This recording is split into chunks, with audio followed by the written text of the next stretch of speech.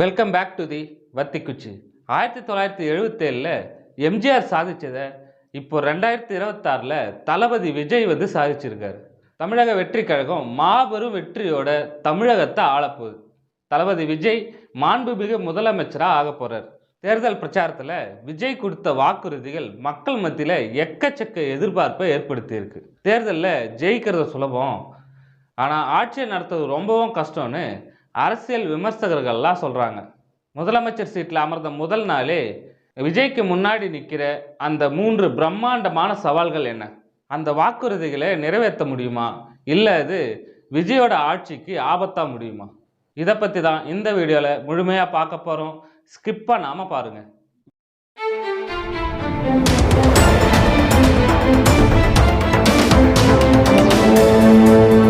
விஜயோட மாச அறிவிப்புகளில் ஒன்று தான் வருஷத்துக்கு 6 சிலிண்டர் கொடுக்கறது. இது மிடில் கிளாஸ் குடும்பத்துக்கு மிகப்பெரிய நிம்மதி தான். ஆனால் இதில் இருக்கிற ப்ராக்டிக்கல் சிக்கல் என்ன தெரியுமா?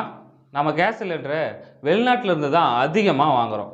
இப்போது உலக அளவில் முக்கியமாக அரபு நாடுகளில் போர் பதற்றங்கள் அதிகமாக இருக்குது. இதனால் கேஸ் தட்டுப்பாடு நிலவுது. இது தமிழ்நாட்டில் மட்டும் இல்லாமல் இந்தியா முழுசும் நிலவுது. இப்படிப்பட்ட சூழலில் விஜயோட அரசு எப்படி 6 சிலிண்டர் கொடுக்கும்?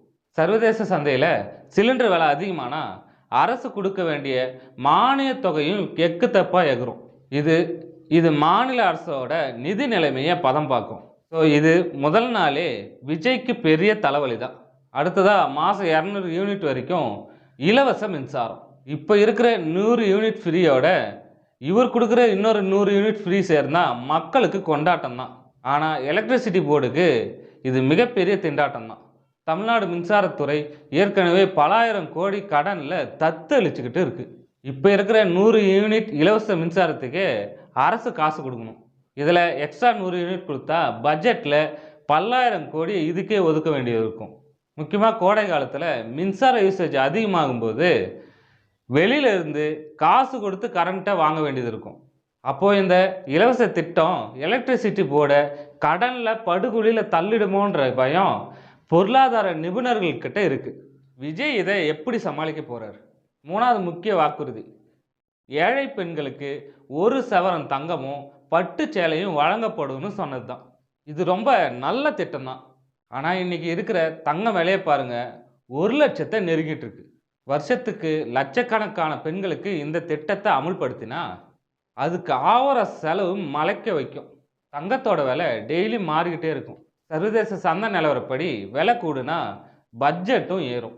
இதுக்கு பெருமளவு செலவு பண்ணால் மற்ற திட்டங்களுக்கு காசு இல்லாமல் போயிடுமோன்ற பயம் ஒரு பக்கம் இருக்குது. இந்த 3 திட்டமே மக்களோட வாழ்வாதாரத்தையும் மக்களோட பொருளாதாரத்தை உயர்த்துன்றது சந்தேகமே கிடையாது. உலக பொருளாதார சூழல், மாநில அரசோட நிதி நிலைமை, இதெல்லாம் விஜயோட அரசுக்கு விடப்பட்ட மிகப்பெரிய சவால். கொடுத்த வாக்குறுதியை நிறைவேற்றினா விஜய் தான் சூப்பர் ஹீரோ, இல்லைனா விமர்சனங்களை சந்திக்க வேண்டியது இருக்கும். முதலமைச்சர் விஜயோடைய ஃபஸ்ட்டு சில மாதம் ஆட்சி தான் அவரோட அரசியல் எதிர்காலத்தை தீர்மானிக்கும். நீங்கள் என்ன நினைக்கிறீங்க? விஜய் இந்த 3 சவால்கள்லையும் ஜெயிப்பாரா? கமெண்ட்டில் சொல்லுங்கள். நம்ம வீடியோவை சப்ஸ்கிரைப் பண்ணுங்கள். மீண்டும் அடுத்த வீடியோவில் சந்திப்போம்.